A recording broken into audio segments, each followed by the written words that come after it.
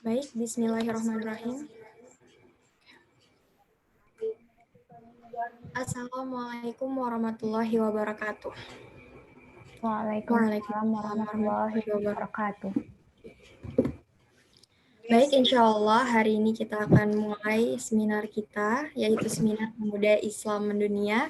Sebelumnya, Anida ucapkan selamat datang kepada seluruh peserta. Insya Allah, semoga pertemuan kita hari ini membawa berkah, kemudian juga Allah berikan kita rahmat dan karunia, sehingga kita bisa mencapai segala mimpi dan impian kita. Bismillahirrahmanirrahim. Sebelumnya, Anida mohon kepada semuanya untuk meluruskan niat. Semoga apa yang kita lakukan hari ini, seminar yang kita hadiri ini membawa berkah. Baik semuanya, bismillahirrahmanirrahim. Perkenalkan, saya Putra Anida, dan hari ini sebagai menemani teman-teman semua untuk mengikuti seminar Pemuda Islam Mendunia. Baik teman-teman, jadi sebelumnya Anida ingin memberikan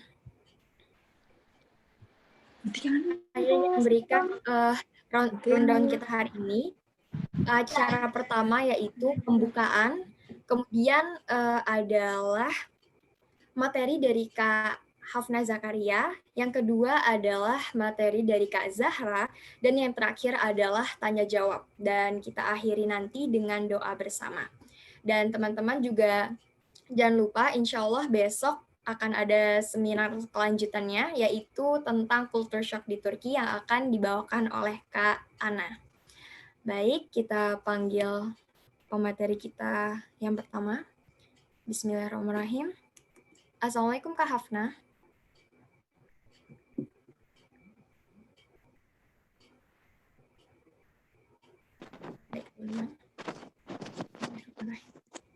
Suaranya kedengaran nggak?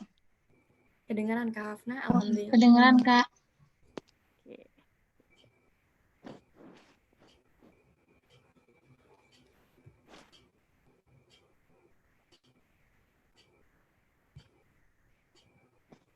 Baik, dimulai aja nih Kak Putri. Baik, bismillahirrahmanirrahim. Assalamualaikum warahmatullahi wabarakatuh. Waalaikumsalam warahmatullahi wabarakatuh. Ya, alhamdulillahirabbil alamin, wassalatu wassalamu ala asrofil anbiya'i wal mursalin wa ala alihi wa sahbihi ajma'in. Rabbi shrah li sadri wa yassir li amri wahlul 'uqdatam min lisani yafqahu qawli. Baik, terima kasih. Pertama sekali terima kasih kita ucapkan kepada Kak Putri Anida ya, yang sudah bersusah payah dari beberapa minggu sebelumnya membuat acara yang sedemikian rupa, memfasilitasi teman-teman sehingga kita di sini bisa berdiskusi. Insya Allah semoga nanti bakalan berkah ya. Semoga apa yang akan kita bahas pada hari ini, apa yang akan kita diskusikan pada hari ini membawa sebuah pintu menuju cita-cita kita semua, teman-teman. Kita butuh nih sosok seperti Kak Putri Anida ini ya, yang terus memberikan jalan, fasilitas kepada teman-teman. Kita berharap semoga ke depannya masih ada Kak Putri Anida yang lain ya, yang terus berkontribusi kepada teman-teman ya untuk mencapai cita-cita. Baik, alhamdulillah ya, puji syukur kepada Allah Subhanahu wa taala. Ya, kita semua pada hari ini diberi kesempatan oleh Allah untuk berdiskusi, menuntut ilmu ya. Banyak cara untuk menempuh cita-cita, salah satunya dengan berdiskusi dengan orang-orang yang sudah berpengalaman atau orang-orang yang kira-kira bisa memberi pengaruh yang baik kepada teman-teman ya. Dan salawat beserta salam juga kita curahkan ke pangkuan besar Nabi Muhammad SAW ya, beserta keluarga sahabat beliau. Dan mungkin teman-teman sudah ada yang belum kenal, mungkin sudah kenal di sekilas lihat di spanduk ya. Perkenalkan Kakak ulangi nama Kakak. itu Nur Hafna Zakaria, biasa itu dipanggil Hafna. Sekarang sedang menempuh master study ya di Ankara University di Turki ya, di ibu kota Turki tepatnya. Dan sekarang sedang menyusun tesis dan beberapa buku yang insya Allah juga akan launching insya Allah dalam waktu dekat ya. Ada buku baru lagi yang akan launching, mungkin nanti bisa berbagi Kak Putri Anida ya. Nah baik teman-teman, seperti yang kita ketahui sebelumnya sekarang di Turki itu sudah jam 4 lewat 20 menit ya. Kalau di Indonesia mungkin udah selamat malam ya. Kalau di sini masih sore ya, masih asar ya. Dan kita juga mungkin teman-teman juga sudah lihat di berita di Turki ya, tepatnya di kota Izmir itu terjadi gempa ya, itu 7,0 skala Richter dan menyebabkan tsunami. Itu tsunami kecil. Mungkin sebagai informasi juga, kalau sejauh ini kalau kita lihat dari webnya Kementerian Kesehatan Turki dan Twitternya Menteri Kesehatan itu di laporan terakhir bahwa 26 korban yang sudah meninggal dan 25-nya perawatan intensif, kemudian 381 masih dalam perawatan. 4 operasi telah berhasil, yang darurat jumlah kasusnya itu ada sekitar 504 orang yang mengalami luka-luka ya. Jadi teman-teman kita berdoa semoga teman-teman kita di Izmir ya, di kota Izmir tepatnya dilindungi oleh Allah ya, dimudahkan segala urusannya, dilapangkan hatinya sehingga dikuatkan. Dan teman-teman juga di Indonesia semoga terus dijaga oleh Allah. Berdoa juga kepada kami teman-teman yang ada di Turki, dan alhamdulillah warga negara Indonesia sejauh ini mereka sehat-sehat semua yang ada di kota Izmir ya. Mungkin lanjut saja nih untuk mempersingkat waktu, kita diamanahkan oleh Kak Anida untuk membahas tentang pemuda Islam berkarya dan juga tips menaklukkan beasiswa YTB untuk S1 dan S2 dan S3. Terima kasih sebelumnya Kak Anida ya. Semoga kedepannya masih ada seminar-seminar yang seperti ini yang kira-kiranya memberi banyak kontribusi kepada teman-teman.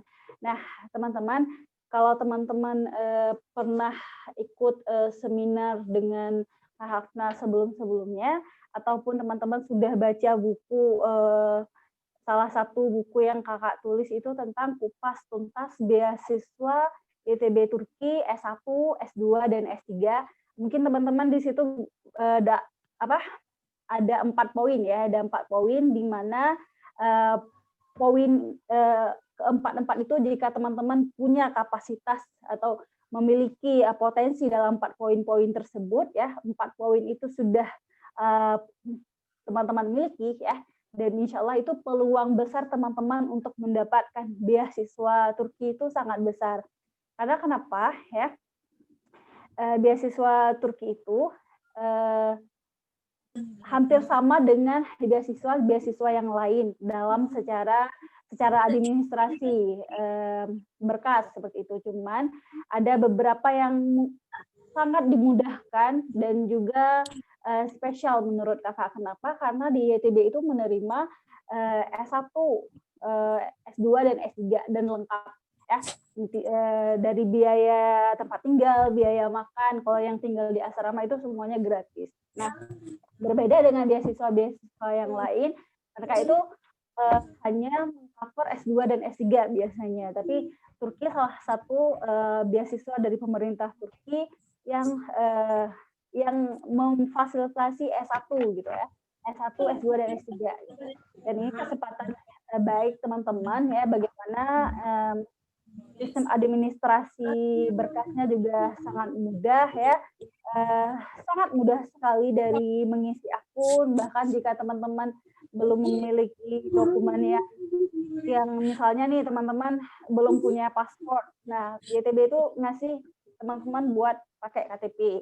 atau teman-teman belum punya ijazah nih, sedangkan teman-teman udah sidang, atau teman-teman sudah ujian tapi ijazah belum keluar, tapi YTB juga masih memberikan teman-teman kesempatan untuk nggak apa-apa, nggak ada ijazah dulu, yang penting ada surat tanda lulus aja dulu, nggak masalah gitu. Saking segitu mudahnya teman-teman. Nah, teman-teman juga yang mungkin nggak punya IELTS, nggak punya TOEFL ya, teman-teman nggak mau ambil kelas internasional, biasanya itu kelas internasional itu butuh IELTS atau TOEFL. Tapi kalau teman-teman ingin belajar dalam bahasa Turki, teman-teman nggak perlu TOEFL, nggak perlu IELTS. Jadi begitu mudahnya teman-teman dalam seleksi berkas gitu ya. Jadi ambil kesempatan itu, persiapkan ya, dan biasanya itu di awal tahun ya, dari Februari, Maret, April itu biasanya di awal tahun YTB buka, tapi akunnya mungkin teman-teman bisa akses mulai dari sekarang. Nah, tapi teman-teman ya, di antara 4 poin yang pernah kakak jabarkan di buku itu, salah satunya itu adalah publikasi. Di poin pertama itu ada seleksi akademik ya, seleksi akademik. Nah, teman-teman, 4 poin ini berdasarkan hasil research kakak ya. Dulu ketika wawancara YTB di Aceh ya pada tahun 2018, dan kakak tanya ke panitianya langsung, dan juga ini berdasarkan pengalaman pribadi dan pengalaman teman awardi ya, dan juga kita riset langsung kepada panitia YTB. Jadi 4 poin ini kalau teman-teman miliki ya, auto lulus insya Allah ya. Yang pertama sekali itu adalah akademik gitu ya teman-teman. Istilahnya prestasi akademik teman-teman gitu, nilai teman-teman. Kalau yang di SMA mungkin rapor ya, S1 untuk S1 mungkin nilai rapor, kemudian untuk S2 itu biasanya IPK ya. Dan itu kenapa panitia YTB, penyelenggara YTB itu,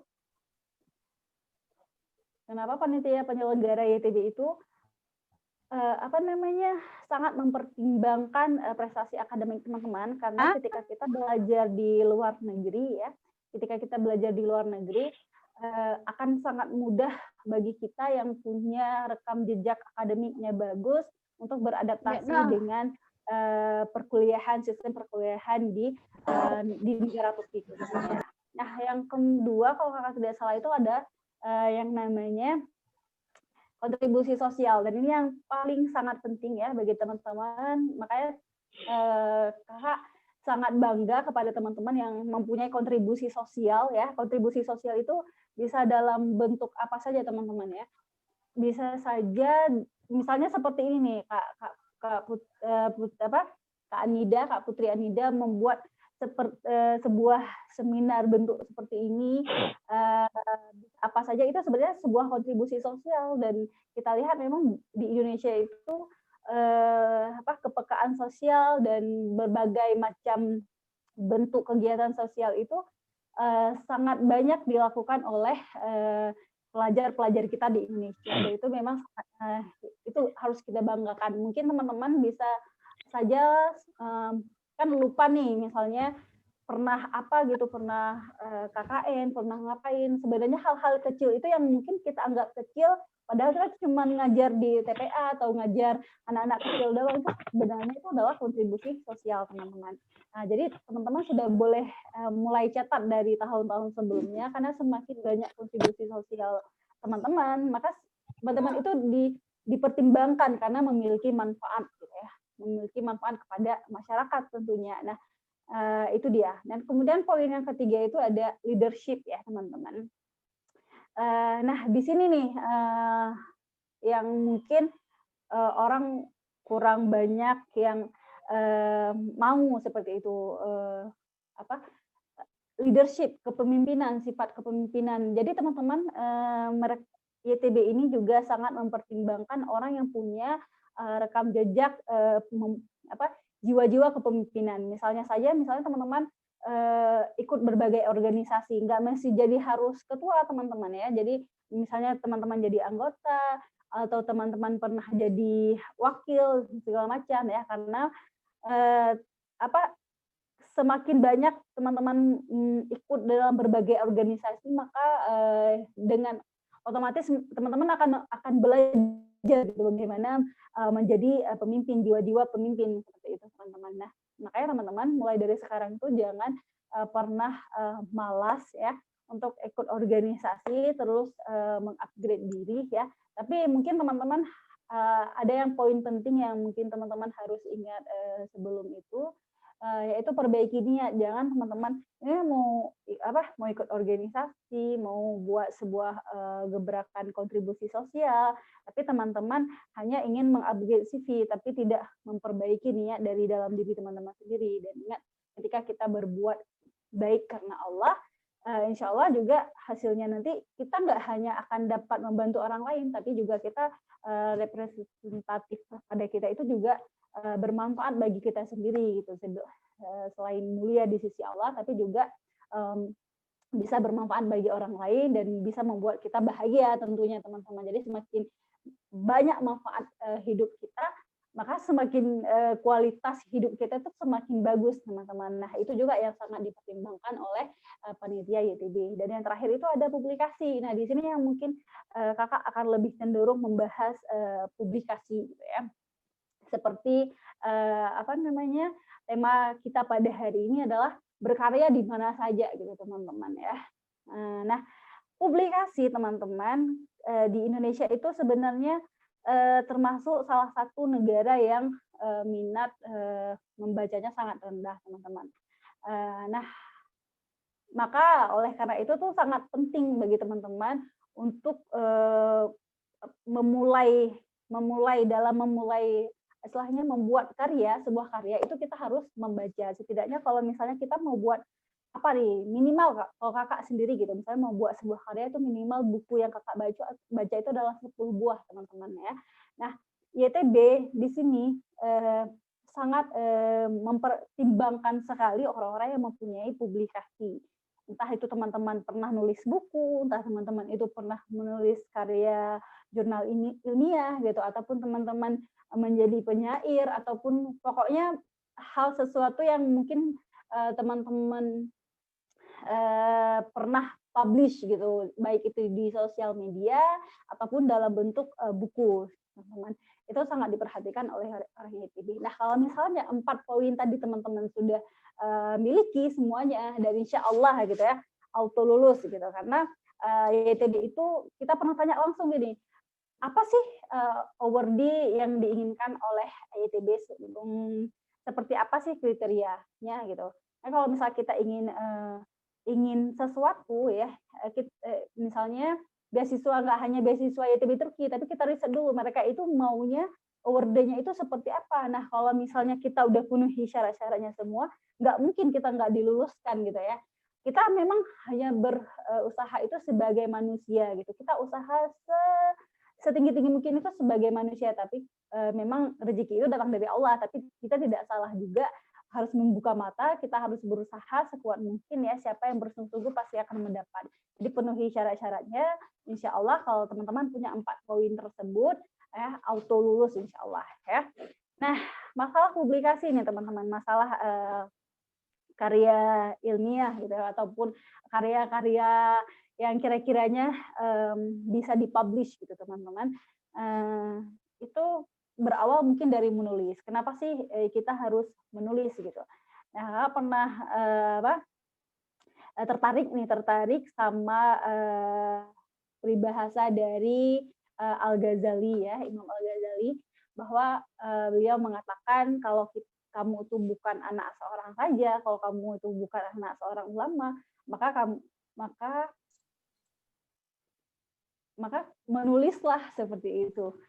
Jadi teman-teman, misalnya teman-teman bukan anak pejabat, bukan anak siapa-siapa gitu ya, teman-teman menulis aja, karena menjadi penulis itu juga bisa meningkatkan kualitas hidup kita, derajat sosial penulis itu ya bahagia gitu ya. Jadi nggak mesti kalau teman-teman bukan anak seorang raja, anak pejabat ya, teman-teman menjadi penulis itu sebenarnya bisa bahagia teman-teman ya. Nah, mungkin yang sulitnya itu ketika kita mulai berkarya, kita mulai menulis, kita belum menentukan kerangka-kerangka dalam menulis. Misal teman-teman, ada berbagai tokoh ya, mereka itu menulis itu membuat sebuah karya itu di mana saja, misal teman-teman. Bahkan ada beberapa tokoh tokoh yang terkenal seperti Said Qutb, ya, Ibnu Taimiyah dan Hamka, itu mereka semuanya tokoh-tokoh besar tersebut, mereka menghasil buku itu malah dari jeruji besi, malah dari penjara gitu teman-teman. Kita yang bebas seperti ini tentunya punya peluang yang lebih besar teman-teman. Jadi mulailah menulis kalau bisa ya, mulailah menulis sekarang ya. Mungkin teman-teman, karena kalau kakak sendiri ya, ide itu bisa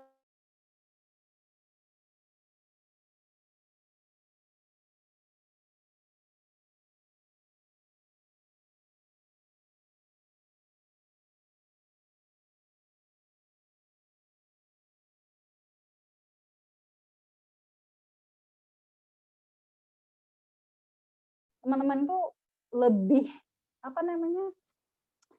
lebih tertarik di bidang apa? Di bidang sosial kah, pendidikan kah, manajemen kah, tergantung passion teman-teman masing-masing. Jadi baca sebanyak mungkin ya, kemudian upgrade diri dan kemudian tentuin kerangkanya sehingga teman-teman mau gitu untuk menulis. Dan seperti juga yang kakak tulis di buku kakak sebelumnya itu ada buku Sosiologi Cinta ya, mungkin teman-teman boleh itu dibaca, bagus untuk mensupport diri ya, mengupgrade diri, bagaimana ketika kita ingin melakukan sesuatu, kita tuh harus menumbuhkan yang namanya kata cinta gitu. Misalnya nih teman-teman belajar bahasa Inggris, sedangkan teman-teman nggak suka sama sekali bahasa Inggris. Nah, bagaimana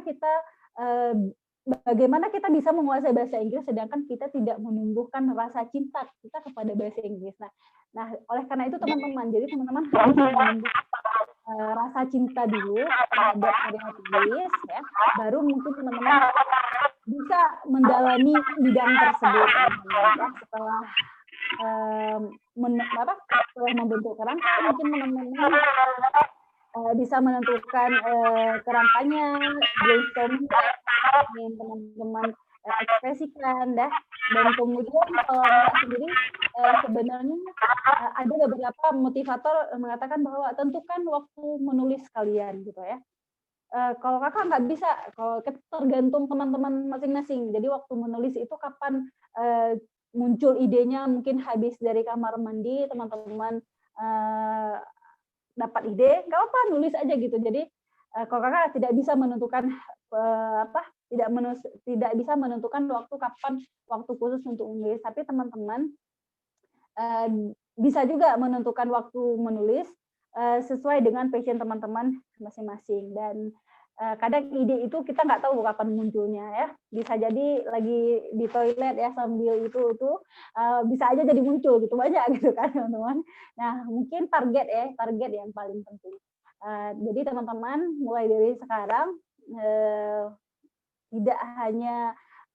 tidak perlu menjadi anak seorang raja, tidak perlu menjadi orang kaya, karena menulis itu gratis teman-teman ya. Berkarya di mana saja dan mengupgrade diri tentunya menjadi peluang besar teman-teman dalam memperbaiki kualitas teman-teman, CV teman-teman, sehingga juga mampu meraih beasiswa-beasiswa, nggak hanya beasiswa Turki tapi di berbagai macam negara. Begitu saja teman-teman. Semoga pembukaan yang kakak sampaikan pada hari ini bisa menjadi pengantar teman-teman untuk mencapai cita-cita teman-teman. Mungkin kakak tuh lebih suka, lebih banyak kita itu berdiskusi, karena ketika diskusi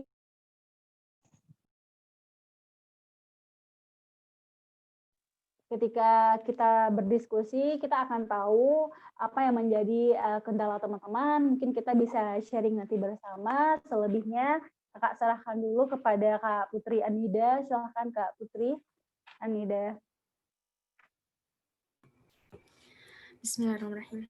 Baik, terima kasih banyak kepada Kak Hafna atas waktunya, ilmunya, dan Masya Allah sharingnya luar biasa. Dan teman-teman, tetap semangat teman-teman. Baik, kita akan lanjut. Sebelumnya kita ucapkan terima kasih banyak kepada Kak Hafna, dan selanjutnya Bismillahirrahmanirrahim kita lanjut kepada pemateri spesial kita yang kedua, yaitu Kak Zahra. Bismillahirrahmanirrahim, kepada Kak Zahra, waktu dan tempat dipersilakan. Assalamualaikum warahmatullahi wabarakatuh. Waalaikumsalam. Suaranya kedengaran jelas kan? Jelas, Kak. Insya Allah. Oke, jadi sebelumnya terima kasih untuk moderator, kemudian terima kasih juga untuk komunitas Ranah Juang ya yang udah mengundang saya dan Kak Hafna di sini. Dan terima kasih buat teman-teman yang udah hadir seminar sore ini. Jadi nama saya Zahra Turami, biasa dipanggil Zahra. Nah, saat ini saya sedang menempuh pendidikan Magister Economic Agriculture di Isparta Uygulamalı Güner Universitesi Isparta, Turki. Jadi saya adalah awardee atau penerima beasiswa ITB tahun 2019.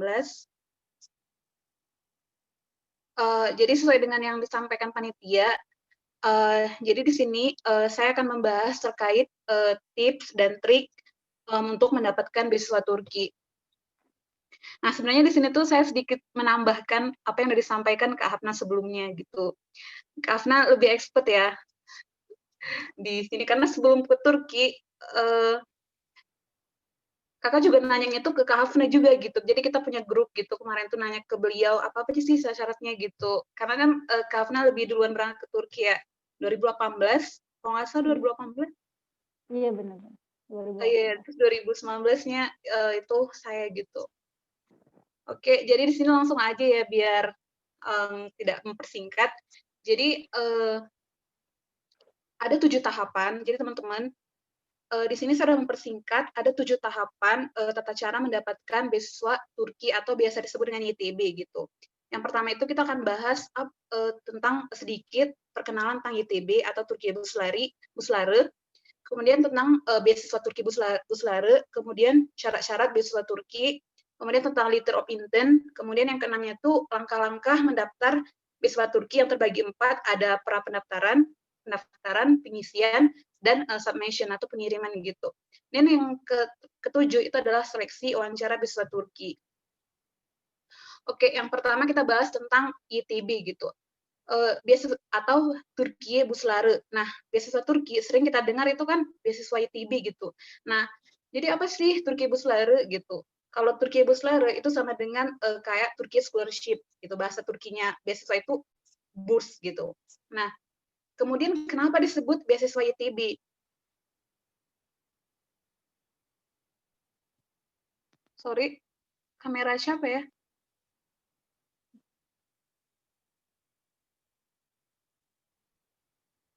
Kamera saya mati ya? Tidak, Kak? Enggak, Kak. Anatolia. Oke. Enggak mati.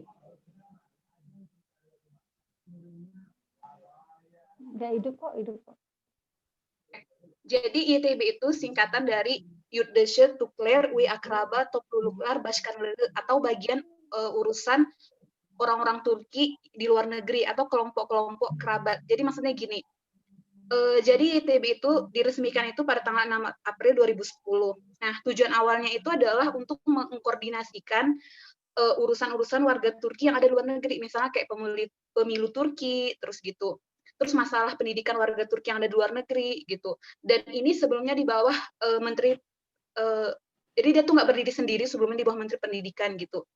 Nah, kemudian pada tahun 2012 lembaga ITB ini singkat ceritanya itu berwenang untuk memegang urusan beasiswa pemerintah Turki yang sebelumnya dipegang oleh Kementerian Pendidikan. Nah, makanya sekarang beasiswa Turki itu yang untuk orang asing itu diselenggarakan oleh ITB gitu, sama dengan kayak LPDP. Nah, kalau kita kan LPDP itu di bawah Menteri Keuangan gitu, dia nggak berdiri sendiri, masih dari program Kemenku. Nah, sedangkan ITB dia itu udah pisah dari Menteri Pendidikan, dia itu berdiri sendiri gitu, mereka punya kantor sendiri gitu. Oke, yang kedua, apa sih beasiswa Turki Bursları gitu? Nah, jadi beasiswa ITB atau kenal dengan beasiswa Turki Buslere, adalah beasiswa full dari pemerintah Turki untuk mahasiswa internasional yang mau melanjutkan studi baik S1, S2, dan S3 di Turki. Jadi kalau kita bilang full seperti yang Kak Afna bilang juga sebelumnya, mulai makan, asrama, tiket pesawat, uang saku, uang kuliah, dan lainnya itu udah dibiayai oleh pemerintah Turki. Nah, ada 2 tahap, jadi tahap berkas sama tahap wawancara. Nah, mungkin kan muncul pertanyaan nih, berapa lama sih kuliah di Turki?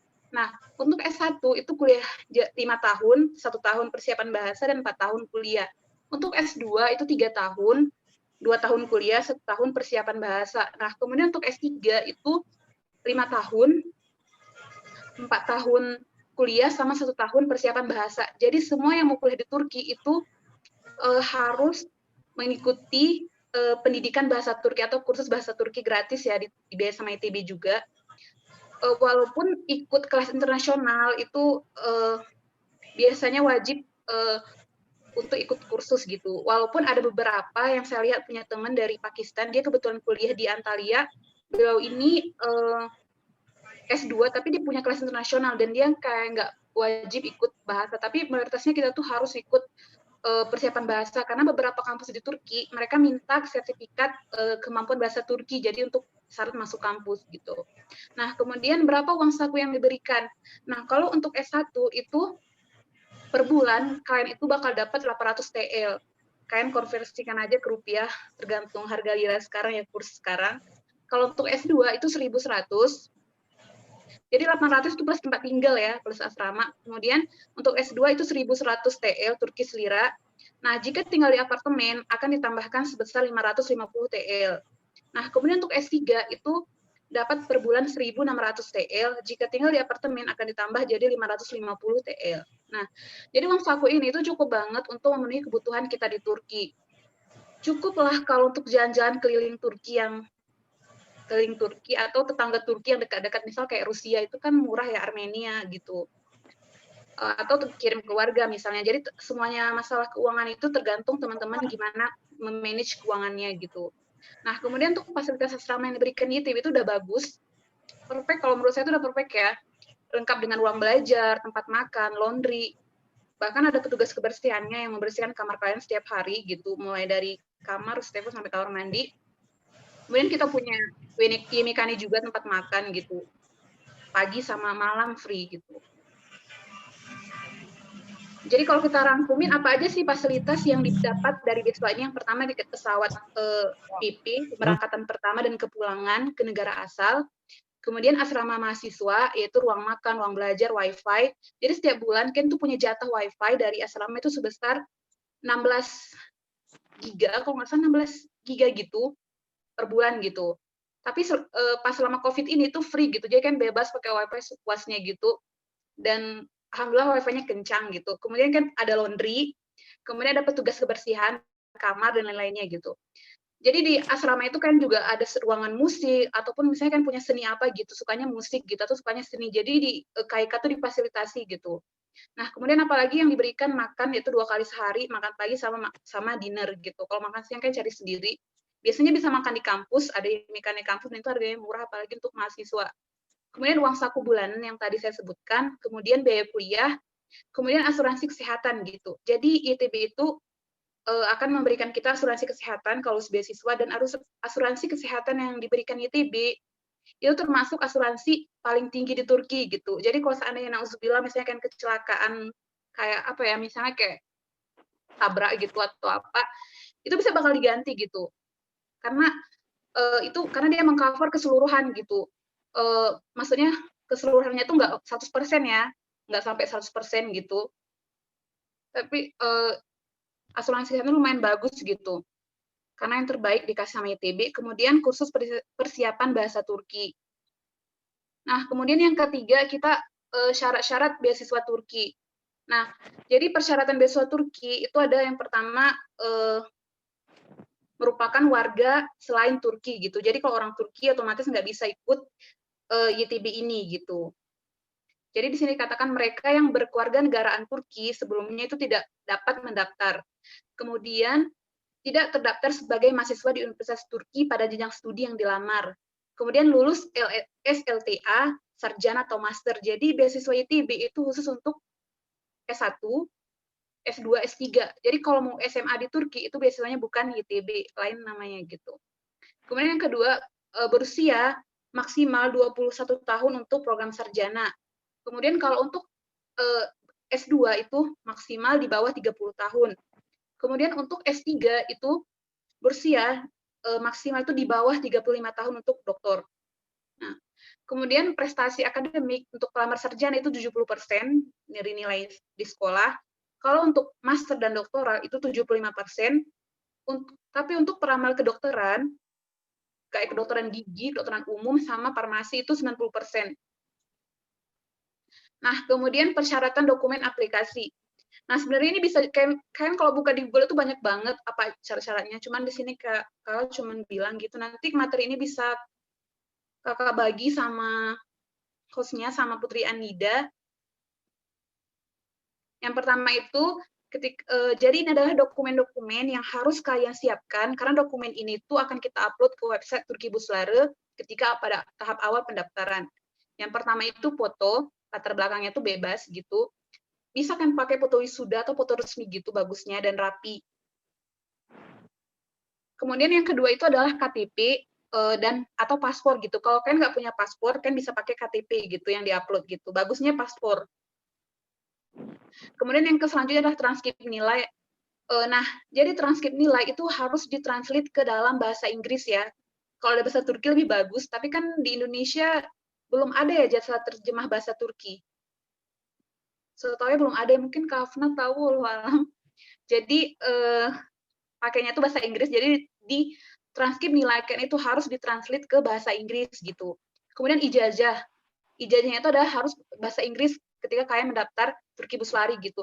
Nah, bagi yang nggak ada ijazah, jadi seperti kayak Kak Afna bilang sebelumnya, kan bisa pakai SKL gitu, surat keterangan lulus gitu.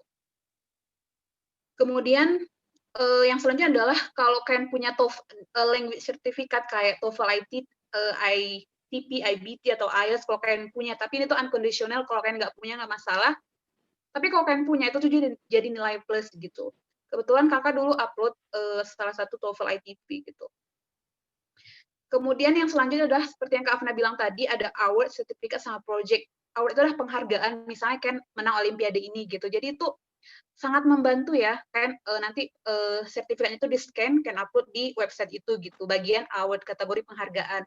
Kemudian sertifikat nih, misalnya kan ikut seminar hari ini, ada sertifikatnya, nah itu bisa juga kan upload nanti.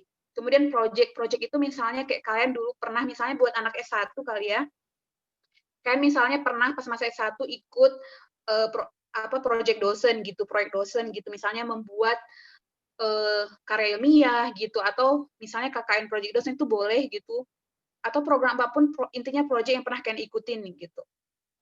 Jadi tapi harus ada buktinya ya, nggak bisa misalnya ikut project nih nggak ada sertifikatnya, atau kalaupun nggak punya sertifikat kan punya bukunya gitu. Jadi kakak kemarin itu pas bagian project itu kami bawa bukunya yang ada nama saya salah satu penulisnya di buku itu. Nah itu saya lampirkan pas interview gitu. Atau covernya tuh saya fotoin dan itu saya upload di bagian project gitu. Kalau memang dia nggak ada bentuk sertifikat. Kemudian yang selanjutnya adalah surat rekomendasi.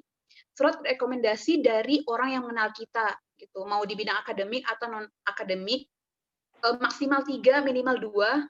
Nah, jadi misalnya kalau S1 kan bisa minta surat rekomendasi itu dari dosen pembimbing kalian, atau bisa jadi dari dekan, rektor, ketua jurusan, itu kayak nggak ada masalah untuk S1, S2. Kemudian kalau untuk yang udah kerja kan bisa minta dari bos kalian di kantor gitu.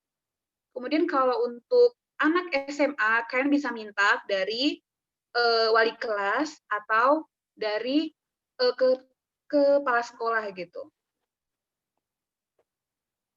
Dan surat rekomendasinya itu harus berbahasa Inggris. Terus nanti formatnya gimana? Oke, formatnya kan bisa download di di Google, itu banyak, karena Turki Busları nggak ada memberikan spesifikasi khusus untuk format surat rekomendasi gitu. Kalau kayak Aminef, beasiswa yang ke Amerika atau lain itu kan mereka biasanya kasih ya formnya gitu, atau kayak LPDP mereka ada form sendiri untuk surat rekomendasi gitu. Tapi kalau untuk itu free, kan bisa download di internet banyak contohnya, atau kan bisa contoh yang punya Aminef itu bagus banget. Kemudian yang selanjutnya adalah bagian work experience atau pengalaman kerja. Biasanya ini untuk anak S2 sama anak S3. Kemudian yang selanjutnya yang harus kalian siapkan adalah CV. Nah, usahakan CV kalian itu menggunakan European Standard. Jadi standar CV Eropa. Gimana standar CV Eropa? Kalian bisa download di Google. Kemudian yang selanjutnya tentang letter of intent. Nah, jadi letter of intent itu apa gitu, atau biasa disebut dengan LOI. Nah, ini itu sama dengan kayak motivation letter gitu. Jadi di sini tuh kita nanti ketika mengisi pendaftaran Turki Busla di website itu ada beberapa pertanyaan. Setelah kita mengisi bagian data yang tadi kita upload sebelumnya, nah tahap terakhir itu mengisi letter of intent. Nah, di sini tuh nanti ada beberapa pertanyaan yang harus kita jawab. Nah, biasanya pertanyaan untuk anak S1, S2, dan S3 itu berbeda gitu. S1 biasanya lebih mudah pertanyaannya. Nah, jadi nanti kita harus menjawab pertanyaan ini tuh tidak boleh lebih dari 300 kata, minimal 75 kata dan maksimum 300 kata. Jadi harus benar-benar mengisi pertanyaan dengan LOI yang sebaik mungkin, yang tepat jawab apa yang ditanya gitu. Contoh nih pertanyaannya. Please explain your expectation from the higher education in the Turkey and your plan for after graduation. Jadi ini pertanyaannya, pertama ini kita menjelaskan ekspektasi apa yang kita inginkan untuk kuliah di Turki. Terus rencanamu setelah lulus gitu. Nah, jadi pengisian rencana setelah lulus YTB itu ingin kita berkontribusi untuk membangun negara kita gitu, Indonesia misalnya, atau berkolaborasi gitu. Terus kedua, misalnya contoh pertanyaannya, please indicate why you have chosen Turkey for higher education. Maksudnya gini, kenapa sih kamu milih kuliah di Turki gitu? Jadi sini kita jawab karena Turki itu gini. Jadi jawaban kita tuh harus based on data, nggak boleh bilang misalnya nih, aku milih Turki karena terletak di antara dua benua gitu, nggak bisa alasan kayak gitu, itu tuh udah banyak ya, udah semua orang kasih alasan itu gitu. Jadi misalnya aku milih Turki, aku milih kuliah di Turki, jurusan ekonomi, karena berdasarkan data yang dikeluarkan ini, negara Turki berdasarkan IMF, Turki kategori negara maju dengan tingkat perekonomian sekian-sekian, misal gitu. Nah, terus pertanyaannya lagi, kenapa kamu milih jurusan ini, departemen ini, gitu. Terus alasannya apa, gitu. Jadi kembali lagi harus based on data, gitu, biar akurat, gitu. Nggak boleh berdasarkan nalar kita. Based on data itu maksudnya gimana? Kan baca, misalnya kenapa kakak ngambil economic agriculture dulu. Alasannya itu ya karena Turki itu merupakan negara pengekspor pertanian nomor 1 di Eropa, terbesar di Eropa, dan nomor 7 di dunia, gitu, berdasarkan data dari Kementerian bla bla bla, gitu. Jadi ada dasar apa yang kita buat di letter of intent kita, gitu. Nah, kemudian untuk anak S2 atau S3, kita tuh disuruh membuat proposal penelitian gitu, atau rancangan penelitian yang kita ambil ketika kuliah di Turki nanti gitu. Nah, dulu ketika kakak S2, jadi itu misalnya kakak mau ngambil economic agriculture, terus spesifikasinya itu adalah di bidang manajemen gitu.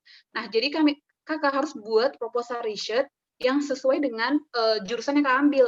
Nah, waktu itu kebetulan kami tuh buatnya tuh tentang economic development gitu. Nah, jadi sini ada beberapa contoh, kakak baca aja, kenapa misalnya memilih Turki. Nah, di sini waktu dulu letter of intent-nya itu isinya gini, Turki merupakan mitra penting Indonesia, karena merupakan salah satu negara yang memiliki kesepakatan kerjasama dengan pemerintah Indonesia dalam bidang pertanian, terutama dalam hal riset dan pengembangan pertanian. Tentunya ini membawa dampak positif bagi hubungan antar negara dalam meningkatkan kesejahteraan ekonomi. Gitu.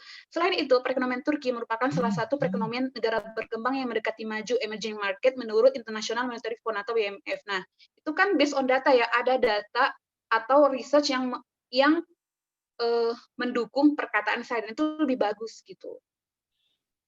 Nah, kemudian yang selanjutnya adalah langkah-langkah mendaftar beasiswa Turki Busları.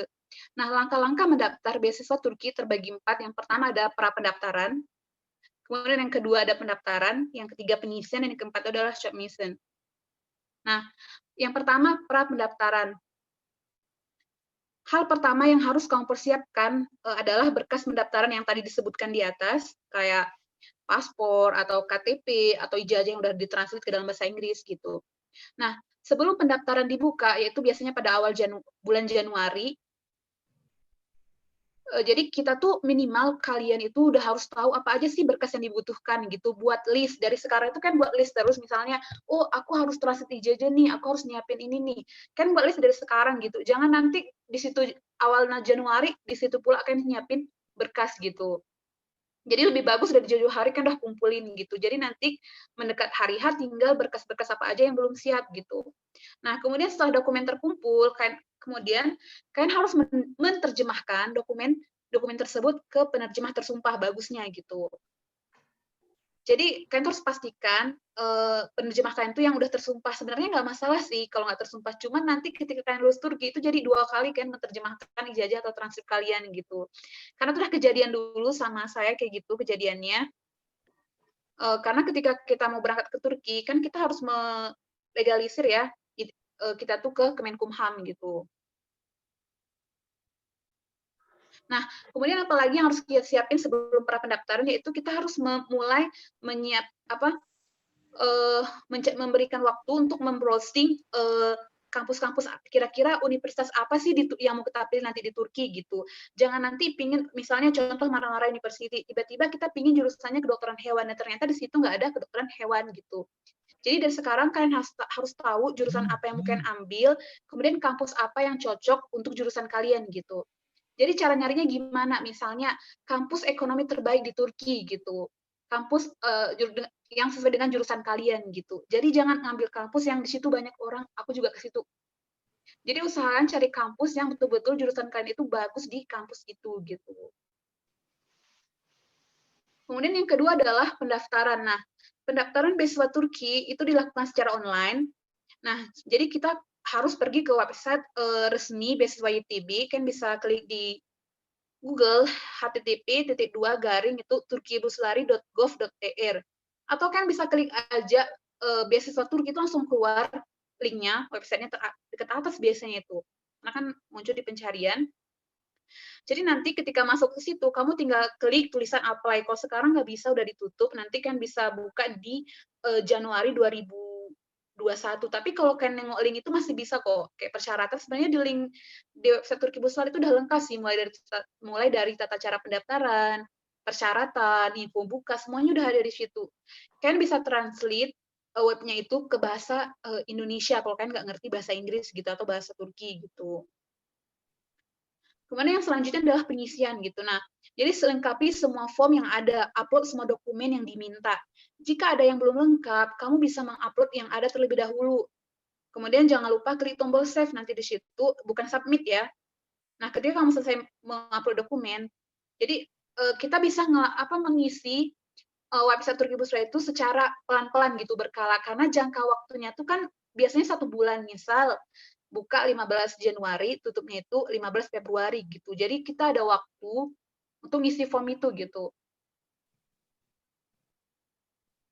Nah, kemudian submission itu pengirimannya kalau udah lengkap. Nah, usahakan ketika kalian mengirim ketika persyaratan udah lengkap, untuk menekan tombol submit untuk pengiriman itu jangan sampai H-3 atau H-1 karena itu tuh banyak banget. Biasanya semua orang tuh suka di hari akhir ya gitu. Di dekat mau tutup daftar semua gitu. Akhirnya nggak bisa terkirim gitu. Websitenya tuh jadi down gitu. Dan pernah dulu kejadian pas kakak daftar beasiswa Turki juga kayak gitu. Jadi H-1 itu mau tekan submit dan nggak terkirim-kirim. Sampai jam 4 subuh nggak bisa gitu. Akhirnya kayak putus asa, itu hari terakhir pendaftaran, akhirnya nggak bisa daftar. Ternyata mungkin dah qadarullah ya, ternyata tiba-tiba diperpanjang gitu. Diperpanjang sampai awalnya tutup tanggal 20, tiba-tiba diperpanjang sampai tanggal 24 gitu. Itu rezeki gitu. Jadi kalian usahakan siapin dari jauh-jauh hari dan jangan kirim atau submit itu di H-3 gitu tuh bahaya banget. Karena yang daftar dari beasiswa Turki di website itu bukan cuma orang Indonesia gitu, itu tuh dari seluruh dunia gitu. Nah, kemudian setelah kalian daftar itu, nanti yang terakhir adalah tahap wawancara. Kalau kalian udah lulus seleksi berkas, maka yang terakhir adalah seleksi wawancara. Nah, jadi buat yang udah masuk seleksi wawancara ya, tebrik ederim, berarti kalian udah lulus 1 tahap. Nah, jadi tahap wawancara ini pas tahun saya kemarin tuh dilaksanakan tanggal 30 Mei 2019, itu bertepatan dengan bulan Ramadan. Jadi itu nunggu kemarin itu kurang lebih sekitar 2,5 bulan ya.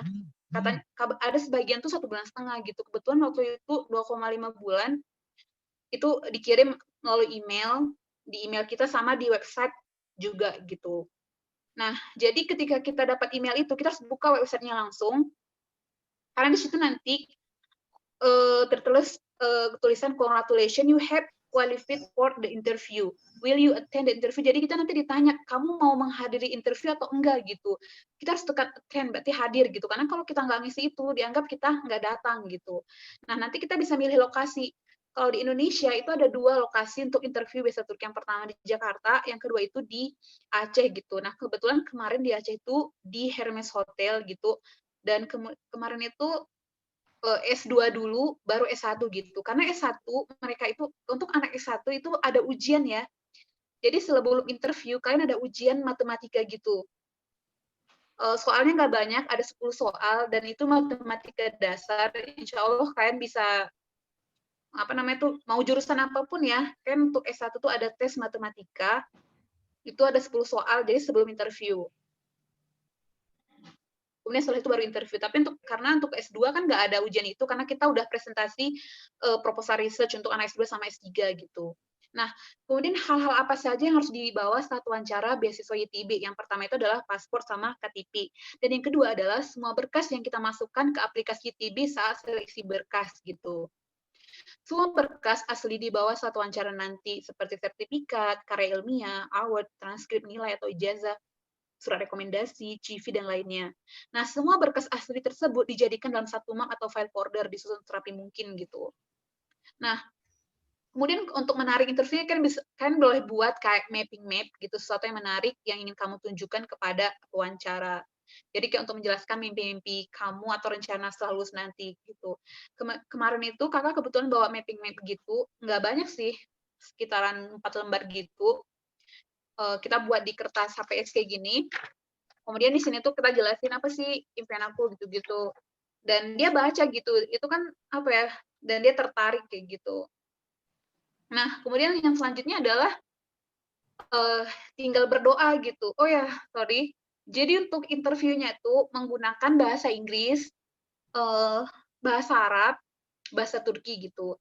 Tapi bagusnya itu kayak menyiapin bahasa Inggris gitu, karena kemarin itu ada salah satu peserta bahasa Arab, dia nggak bisa bahasa Inggris tapi bisa bahasa Arab, ternyata interviewernya itu nggak bisa bahasa Arab gitu.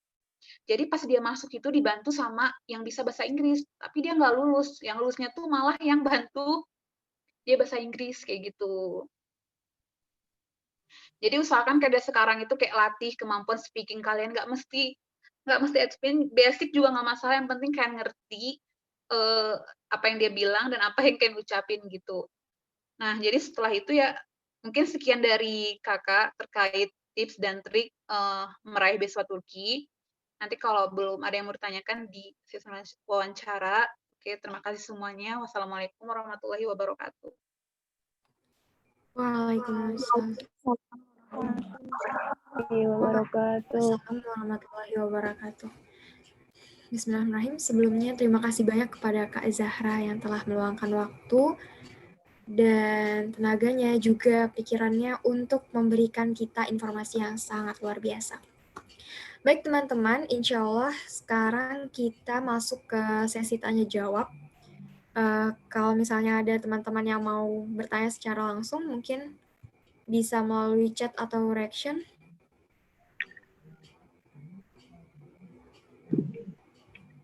Ada teman-teman atau bisa melalui chat ya, melalui chat Zoom.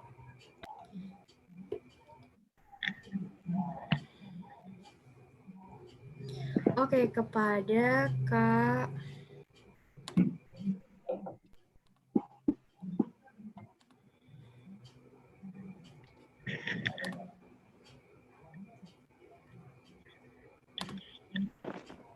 kepada Kak Khadijah.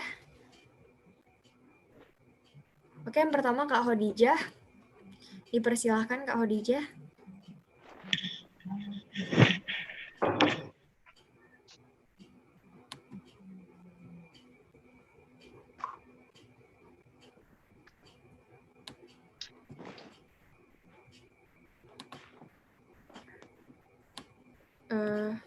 Ada Kak Khadijah? Oke, sebelum kita lanjut ke Kak Khadijah, kita ke Kak Debrian Iqbal dulu. Oke, Kak Zahra dan Kak Hafna, ini pertanyaannya. Untuk S2, proposal research yang seperti apa yang perlu disubmit, Kak? Mungkin bisa kepada Kak Zahra dulu. Oke, proposal riset apa yang perlu disubmit? Itu pertanyaannya. Kak Zahra? Maaf, belum terdengar. Pertanyaannya tentang pertanyaannya begini, Kak. Untuk S2, proposal research-nya seperti apa yang perlu disubmit, Kak? Oke. Jadi untuk anak S2 itu proposal risetnya itu tergantung jurusan yang akan kamu ambil di Turki. Jadi misalnya kakak kemarin itu ngambil jurusan Economic Agriculture dengan konsentrasinya itu adalah manajemen gitu. Walaupun nanti ketika nyampe ke Turki misalnya nggak manajemen, jadi misalnya policy and extension itu nggak masalah gitu perubahan. Yang penting jurusannya nggak berubah gitu.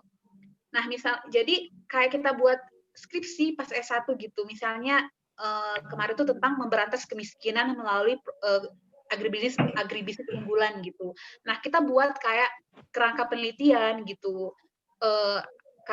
Jadi kan di situ nanti ada pertanyaannya subject study itu kayak judul apa gitu yang mau kamu ambil gitu, menggunakan metode apa gitu, latar belakangnya apa gitu. Jadi dibuat sesuai dengan jurusan kamu. Misalnya jurusannya kayak kakak kan ekonomi, maka tentang ekonomi research-nya gitu. Misalnya tentang tadi memberantas kemiskinan dengan agribisnis unggulan gitu. Nah, jadi yang model penelitiannya misalnya penelitiannya itu tentang survei lapangan menggunakan metode ini, analisis ini gitu. Kalaupun itu nggak dipakai nggak masalah gitu. Kan bisa ngambil dari beberapa jurnal kalian baca gitu. Kalau bisa judulnya tuh yang jangan banyak orang pakai gitu. Kayak dulu kan kakak pakainya tuh tentang kemiskinan gitu, kayak property. Terus di prop itu nanya bilang gini, kamu kok ngambil jurusan kemiskinan pas interview? Kan banyak nih, terus dia buka kayak di Google gitu, ini tuh lihat nih, ini semua orang buat penelitian di Indonesia tentang kemiskinan gitu, kok kamu buat lagi, alasannya apa sih, kan banyak nih yang neliti.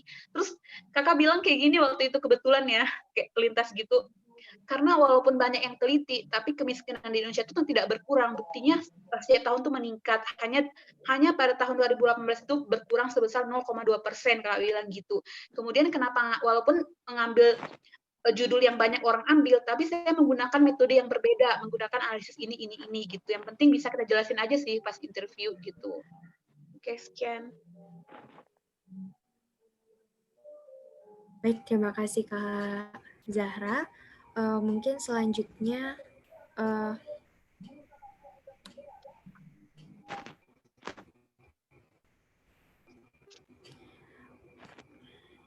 Oke, Kak Hafna, mungkin selanjutnya ini pertanyaan ke Kak Hafna. Dari Nurul Fajariyah, Bismillahirrahmanirrahim. Assalamualaikum warahmatullahi wabarakatuh. Saya ingin bertanya, sejak kapan kakak-kakak mulai berkarya dan apa alasan utama kakak memulai karya tersebut, seperti menerbitkan sebuah buku dan lain-lain? Baik, terima kasih pertanyaannya ya. Sebelumnya ingin menambahkan juga sedikit ya pertanyaan tadi mengenai proposal juga ya. Benar sekali yang dijelaskan oleh Kak Zahra. Nah, ini baru kenal, enggak sebenarnya udah tahu Kak Zahra. Halo Kak Zahra, gimana Kak Zahra? Di kota mana Kak Zahra? Alhamdulillah baik. Di kota mana? Isparta. Oh, Isparta, S2 Isparta, berarti Turki. Iya, ya, Isparta. Tangganya Antalya. Oh, S2 berarti S2 di Isparta University ya? Ininya kampusnya? Iya, ya. Sulaiman Demirel University. Oh, mantap S2. Insya Allah S3 ya habis ini ya. Amin. Sama-sama ya, bareng kita. Ya. sama Nurul juga berarti ya di sana ya. Ah Sehat iya, lah ya. Nurul Nazira, Nurul. Jadi benar sekali ya teman-teman yang disampaikan oleh Kak Zahra tadi mengenai proposal. Sebenarnya kalau dalam kita daftar beasiswa itu teman-teman harus update selalu karena setiap tahun pasti ada perubahan-perubahan syarat, mungkin nggak signifikan tapi kita harus banyak baca ya di website tersendiri, bahkan juga mengenai proposal. Bagus tadi yang disampaikan oleh Kak Zahra, kita harus berbeda dari yang lain. Kita juga harus memikirkan benefit ya, jangka panjang sama jangka pendek. Kalau misalnya ada feedback antara kedua negara itu lebih bagus sekali, tapi kalau misalnya cuman ada feedback untuk negara kita sendiri itu juga nggak apa-apa. Jadi masalah proposal, biasanya proposal yang bentuk siap dalam baku itu biasanya di S3 kita ini kan. Sedangkan di S2 biasanya research-nya itu lebih banyak kita presentasikan dalam bentuk LOI. Jadi teman-teman boleh langsung nanti buka apply dan daftar di akunnya, nanti ada letter of intent. Nah, di situ ada pertanyaan-pertanyaan mengenai riset yang akan teman-teman apply. Nanti ya benar juga yang dikatakan oleh Kak Zahra tadi, kita harus menyeimbangkan, menyelaraskan dengan tentu saja passion jurusan kita gitu, entah ekonomi, entah sosial, entah pendidikan. Jadi kita harus melihat apa problem terbaru, kalau bisa update ya terbaru teman-teman. Makanya kalau misal kita mau nulis research, kita mau nulis skripsi, teman-teman jangan fokus ini mau nulisnya tentang apa. Jadi teman-teman lihat masalah apa gitu. Misalnya dalam misalnya pertanian misalnya. Jangan cari judul tapi cari masalah apa yang menjadi problematika teman-teman, problematika negara kita dalam bidang pertanian misalnya. Sedangkan misalnya nih sumber daya alam kita banyak nih, tongkat dilempar aja ini, tapi kenapa belum bisa berkembang. Jadi teman-teman dari mulai agriculture, agribisnis segala macam, ataupun dalam bidang sosial, terlalu banyak sekali masalah-masalah sosial. Teman-teman tuh harus update, jangan membahas kalau bisa dalam riset itu jangan membahas masalah-masalah yang lama gitu. Jadi teman-teman terus update ya, cari masalah terbaru, kemudian kalau bisa ya ada manfaat jangka panjang dan jangka pendek ya. Kalau bisa jangka panjang gitu, dalam jangka panjang. Dan kalau bisa tuh ada feedback antara kedua negara itu lebih bagus lagi ya. Nah, masalah karya gitu, teman-teman tidak ada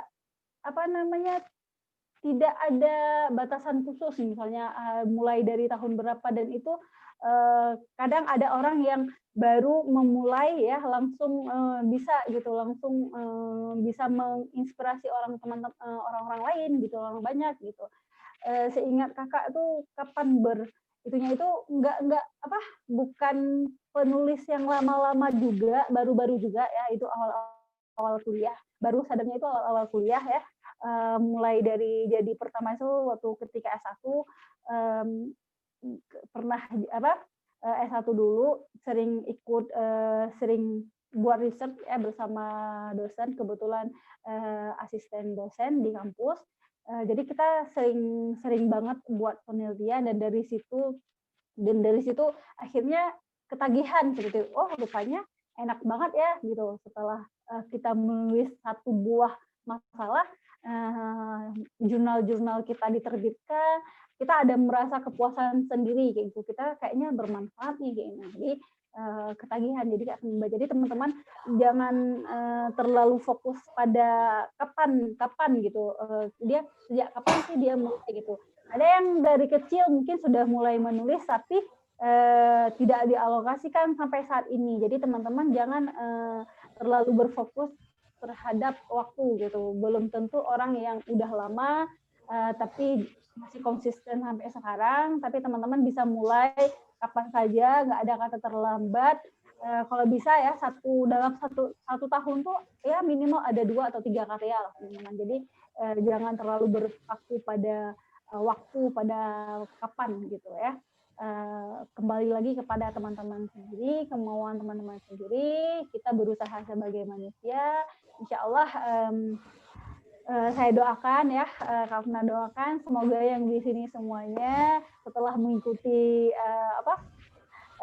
seminar ini mampu menerbitkan satu judul karya yang sesuai dengan passion teman-teman masing-masing. Mungkin nanti Putri Anida ya, setelah ada manfaat setelah seminar ini, teman-teman kira-kira punya satu karya gitu.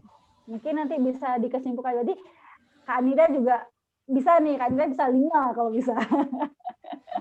Ya, jadi teman-teman habis ini jangan terlalu berpaku pada waktu ya. Yang telat belum tentu sukses, yang telat lulus belum tentu dia tidak bermanfaat ya. Bisa jadi telat itu tidak menjadi patokan. Jadi mulai aja dari sekarang.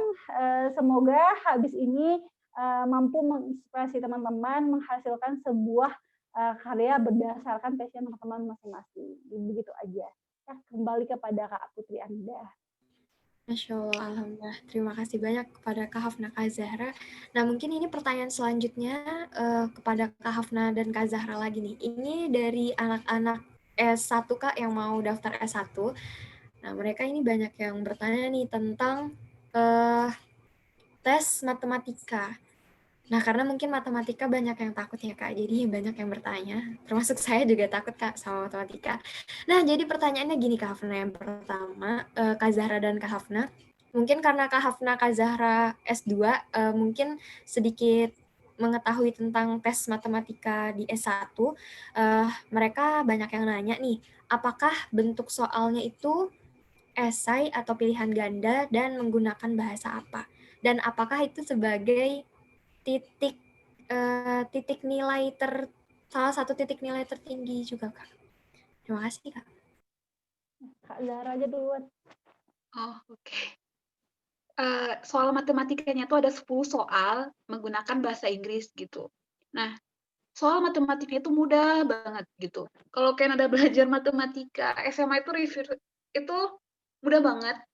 Karena itu matematika dasar kan ngerti aja rumus dasar, misalnya kayak aljabar, logaritma, pokoknya yang dasar itu nggak sesulit soal masuk kampus.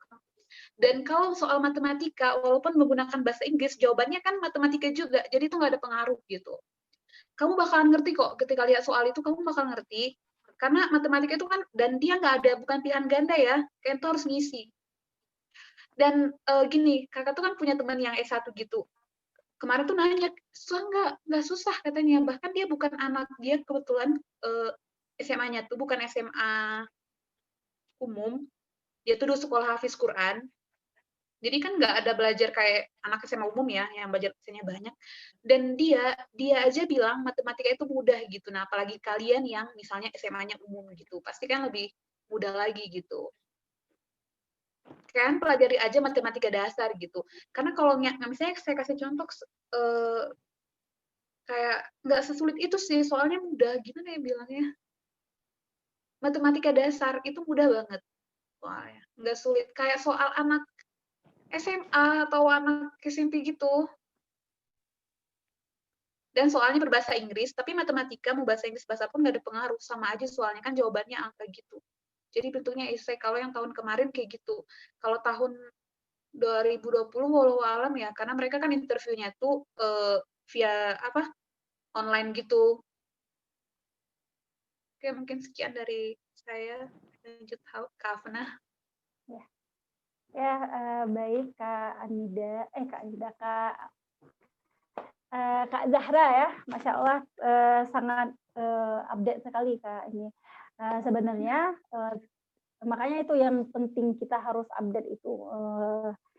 Tahun 2018 itu belum ada bentuk yang tes khusus seperti Kak Zahra bilang tadi, dan itu baru ada pada tahun 1 tahun setelah kita, 2019, 2020 bahkan kemarin cuman sekilas wawancara gitu. Nah, bukan nggak ada sebenarnya pada tahun 2018 itu, bukan S2 bukan berarti nggak ada ya. Jadi pengalaman kakak sendiri ya, anak S2 itu juga sering dites, misalnya dia fisika, dia bidangnya fisika.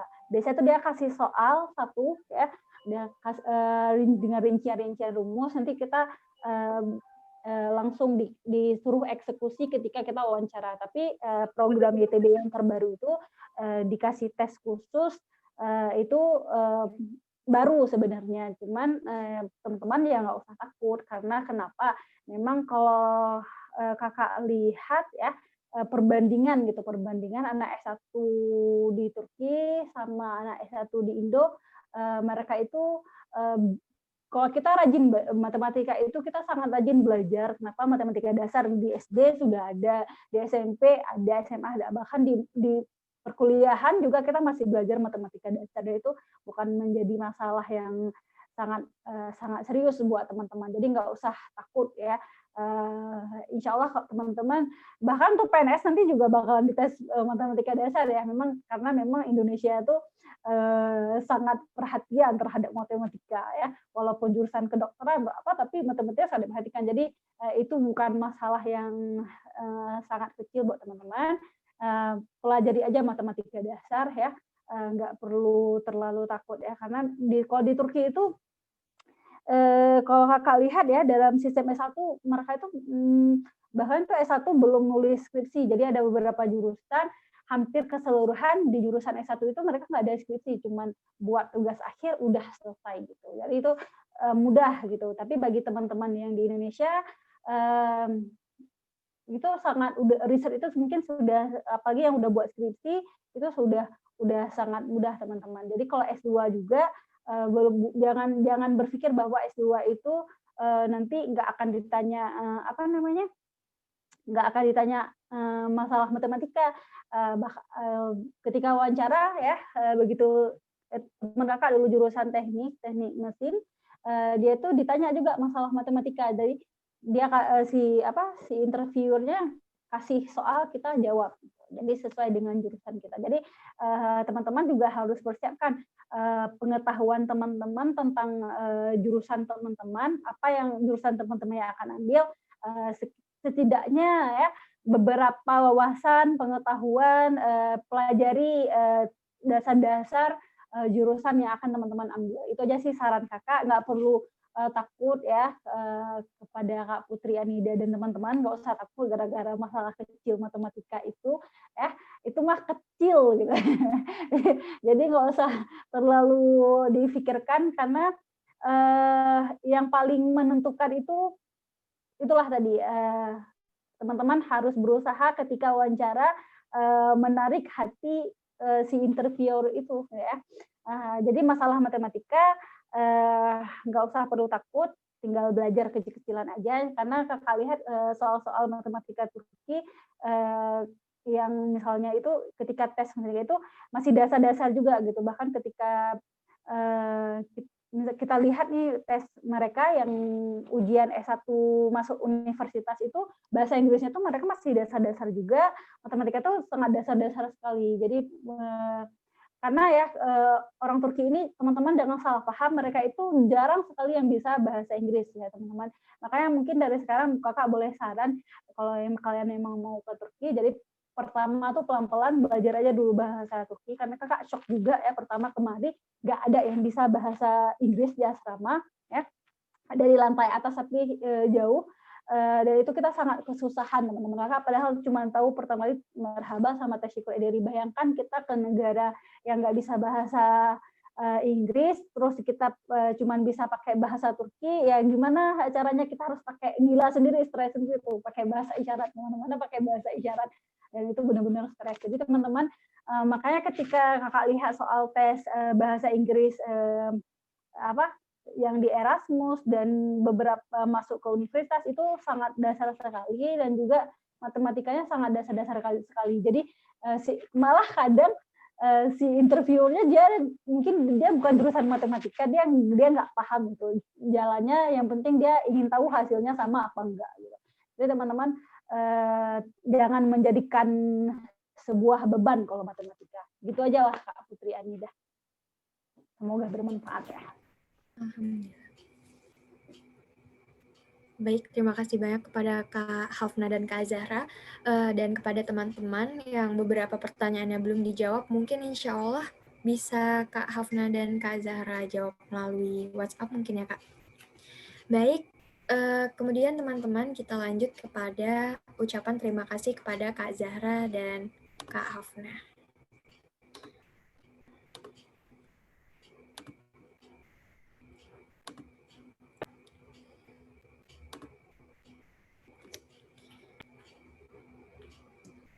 Baik, semuanya terlihat? Sudah terlihat? Sudah? Sudah. Baik. Sudah, Kak. Bismillahirrahmanirrahim. Baik, sekarang kita ucapkan terima kasih kepada narasumber hebat kita, yaitu Kak Hafna dan Kak Zahra. Nah, sebelumnya ini adalah penghargaan untuk Kak Hafna. Kak Hafna mungkin bisa Masya berfoto Allah. dulu. Mana Kak Hafna ya? Sebentar. Ya, Masya Allah, terima kasih banyak. Kak Hafna, di mana Kak Hafna? Nggak kedengaran ya? Halo, nggak kedengaran ya? Sebentar.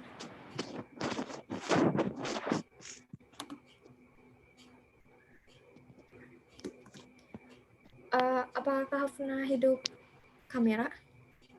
Sebentar. Belum ya? Baik, Kak Hafna, izin berfoto dulu ya Kak Hafna ya. Boleh Kak Hafna? Udah. Baik, Anida foto dulu ya Kak. Mungkin Kak Hafna senyum dulu Kak Hafna.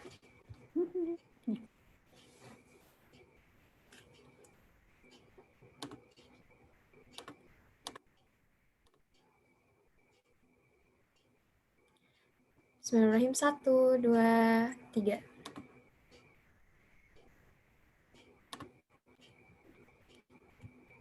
Baik. Sebentar Anida, sebentar.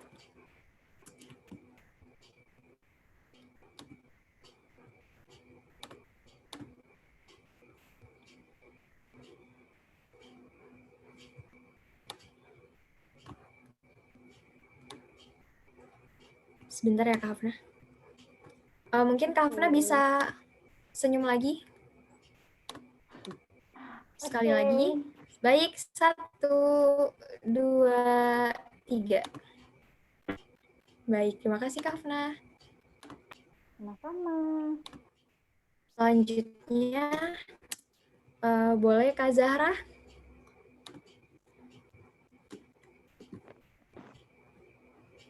Iya.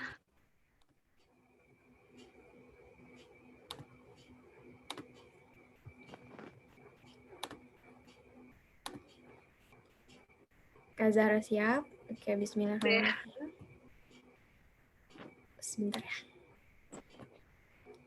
Oke, bismillahirrahmanirrahim. 1, 2, 3. Terima kasih banyak, Kak. Sama-sama.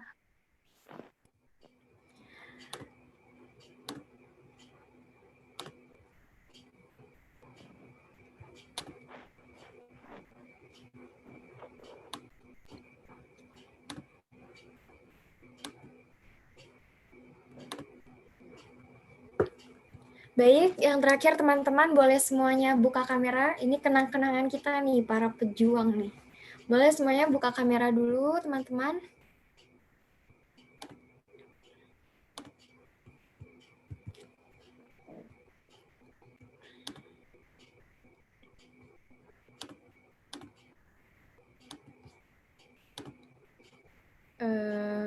Kak Khadijah. Oh, oke. Ada yang izin nggak buka kamera ya. Oke, yang lain. Sayang loh kalau nggak dapet.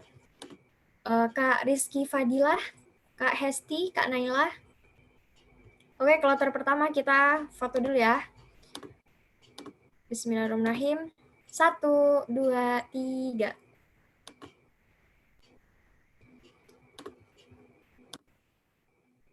Baik, kemudian halaman kedua. Tetap senyum ya teman-teman ya. Bismillahirrahmanirrahim. 1, 2, 3.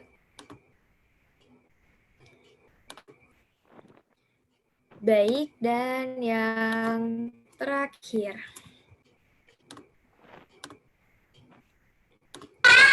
Siap. Senyum. 1, 2, 3.